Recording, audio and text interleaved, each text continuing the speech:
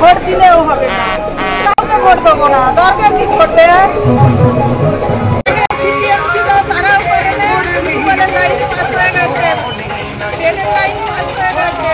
তারপর তৃণমূলের 10 বছর মানে রাজা হয়েছে, সে আর চিনতেই পারে না। দুয়ারে সরকার দিয়েছে, দুয়ারে সমুদ্র দিয়েছে। কোনো জায়গা নেই, ভোট দিয়ে কোনো লাভ নেই, কোনো পার্টিকেই ভোট দেওয়া ঠিক না।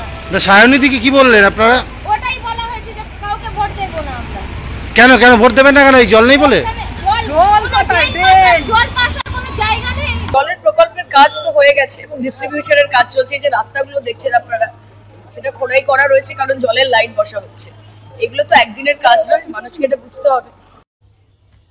বিগত কয়েক বছর ধরে এই কলে জল নেই।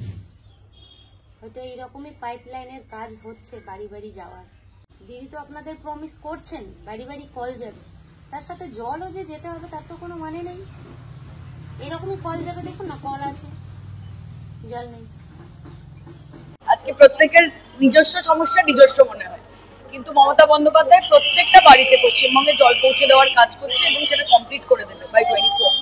তো সেখানে জলের লাইনের কাজ, ওটাই আমরা ওনাদেরকে বললাম যে প্রকল্প ইজ অন বোর্ড এবং তার সঙ্গে ডিস্ট্রিবিউশনের লাইন চলছে। ওরাও জানে যে কাজ যদি হয় তাহলে সেটা সিপিএমও করবে না, বিজেপিও করবে না, কংগ্রেসও করবে না। নমস্কার বন্ধুরা, আপনারা দেখছেন ডাক বাংলার খবর, সব খবর সত্য খবর, সঙ্গে পূর্ণিমা। তো দেখুন গ্রামের মানুষরা কিভাবে সায়নী ঘোষকে অপমান করছে। আর এই সায়নী ঘোষ তো মানে 1 নম্বর একটা তৃণমূলের বেকার ক্যান্ডিডেট। যেখানেই যায় উল্টো পাল্টা মুখ খোলে, উল্টো পাল্টা কথা বলে, কাজের নামে তো লবডঙ্গা।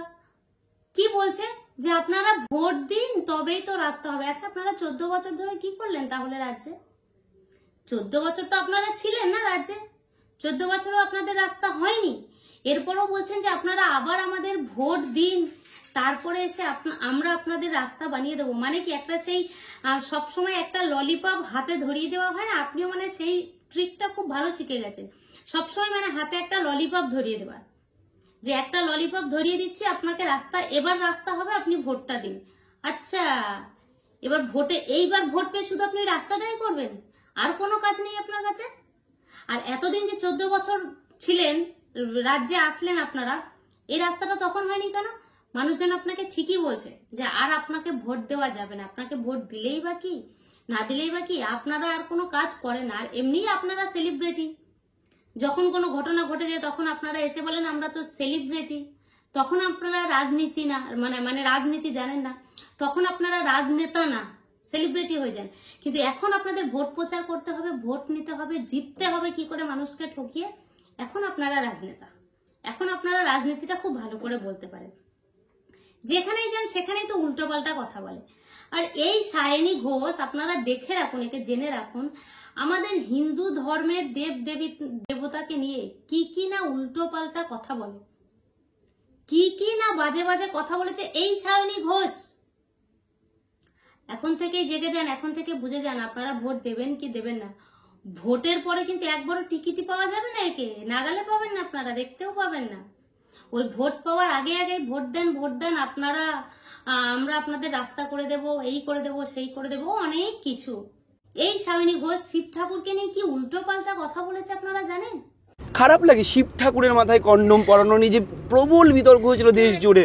আপনার কি মনে হয়? আমি পড়িয়েছি, একটা ছবি ভাইরাল হয়েছিল, আপনি কোনটা পোস্ট করেছিলেন? কোন সালের? 2015-র। একদম। বিজেপির এমন অবস্থা হয়ে গেছে যে 2015-র পর থেকে 9 বছর হয়ে গেছে বিজেপি নতুন কিছু আমার বিরুদ্ধে খুঁজে বার করতে পারেনি। সেসব জিনিস তো আমার বলতে পর্যন্ত মুখে বাজছে। আমি সেই কথাটা না, শব্দটা আমি উচ্চারণ করতে পারছি না। যে পাশ দিয়েও আমার মা ঘরে যাওয়া আসা করছে, হয়তো শুনে ফেললেও আমার হয়তো একটা লজ্জার জিনিসটা, আমার লজ্জা লাগছে বলতে। আর ওরা এই ধরনের পোস্ট করে শেয়ার করে কি করে আমি বুঝে পাই না। ওদের কোনো পরিবার নেই, ওদের পরিবাররা দেখে না। আমি তো ইভেন এটা আমি বলতে লজ্জা পাচ্ছি, আই কান্ট ইভেন সে।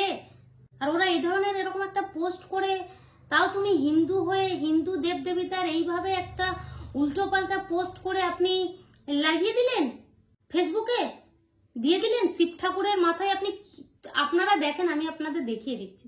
শিব ঠাকুরের শিব ঠাকুরকে নিয়ে কি কত বড় একটা অনাচার, মানে এরা সত্যি মানে বলে না যেটা নেতা করবে সেই নেতাকে অনুসরণ করেই তো চলবে, মানে এক প্রকার বলতে পারেন একদম দিদির অনুগত, পারফেক্ট দিদির অনুগত ছাত্র। দিদিকে খুব সুন্দর অনুসরণ করে চলতে শিখেছে এই সায়নী ঘোষ।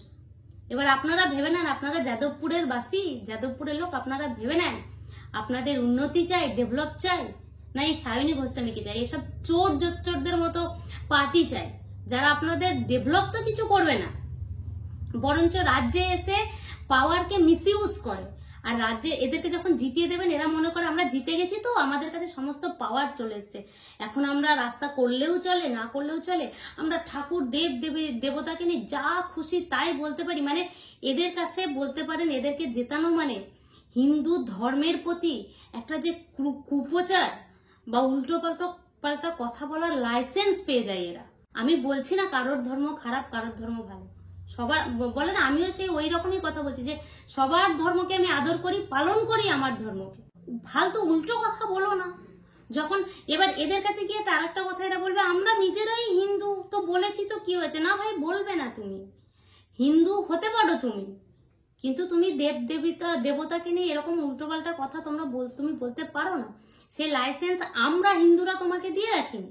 তুমি মানো না কি মানবে না, বা কতটুকু কি মানবে, কতটা দিদির কথা শুনে কতটুকু অনুসরণ করবে সেটা সম্পূর্ণই তোমার কাছে, ইটস আপ টু ইউ।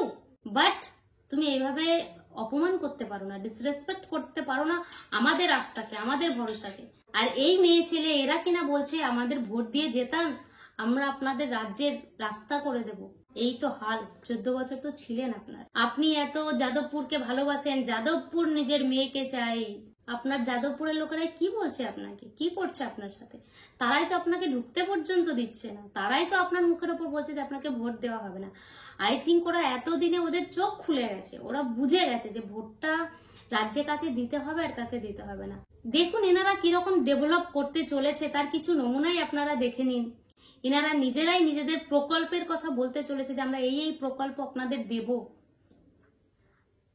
তো দেখতে পাচ্ছেন একটাও প্রকল্পের কথা নেই।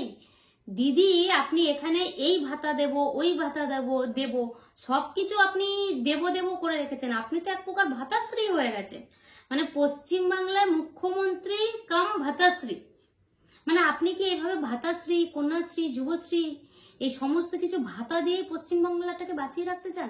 এখানে না কোনো আপনার প্রকল্পের মধ্যে না আপনার কোনো প্ল্যানিং আছে সেটআপের, না আপনার কোনো প্ল্যানিং আছে যে এন্টারপ্রেনারকে কিভাবে পুশ করতে হবে, না কোনো কারখানা আসার জন্য কোনো প্রকল্প আপনি রেখেছেন, না আপনার কাছে কোনো প্ল্যানিং আছে যে কিভাবে আগামী দিনে বাংলাকে ডেভেলপ করতে হবে। কোনো প্ল্যানিং আপনার প্রকল্পে তো দেখতে পেলাম না, কিন্তু এই প্রকল্পগুলো আপনাকে দেখতে পেলাম যে কি করে আপনি টুপি পরিয়ে, কি করে আপনি ভাতাশ্রীর লোভ দেখিয়ে, আপনি লক্ষ্মী ভান্ডারের লোভ দেখিয়ে আপনি ভোট ব্যাংকের রাজনীতিটা করবেন। 1000 টাকা 500 টাকা লক্ষ্মী ভান্ডার দিয়ে, ভাতাশ্রী দিয়ে পশ্চিমবাংলা ডেভেলপ হয়ে যাবে? আপনি যদি সত্যি ডেভেলপের মাইন্ডসেট দিয়ে ভাবতেন তাহলে বাংলা থেকে হয়তো টাটাকে চলে যেতে হতো না। আজকে বাংলা জানে টাটাকে হারিয়ে বাংলা কি হারিয়েছে। আজ টাটা বাংলায় এলে বাংলায় কত ডেভেলপ হতো, সেই টাটাকে কেন্দ্র করে কত হোটেল, কত ছোট ছোট ব্যবসায়ী, কত ট্রান্সপোর্ট, কত কিছু হতো ওখানে।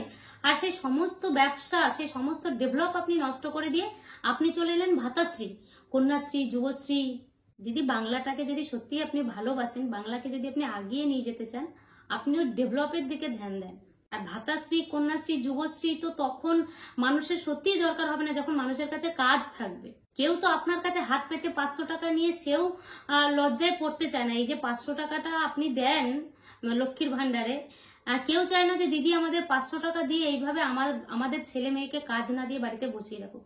আপনি সবাইকে কাজ দেন, ইয়াং সমাজকে মোটিভেট করেন যে কেউ ব্যবসা খুললে তার দিকে দেখুন তাকে কিভাবে সাপোর্ট করা যায়। কোনো এন্টারপ্রেনার কেউ যদি তার স্টার্টআপ শুরু করতে চায় তাকেও আপনি পুশ করুন, কিন্তু ভাতাশ্রী, যুবশ্রী দিয়ে কোনো স্টার্টআপ পুশ হবে না। তো আজকের ভিডিও এখানেই শেষ করছি, ফির আপনাদের সাথে আসবো নতুন কোনো ভিডিও নিয়ে। ততক্ষণ পর্যন্ত আপনারা আপনাদের ধ্যান রাখেন। বন্দে মাতরম।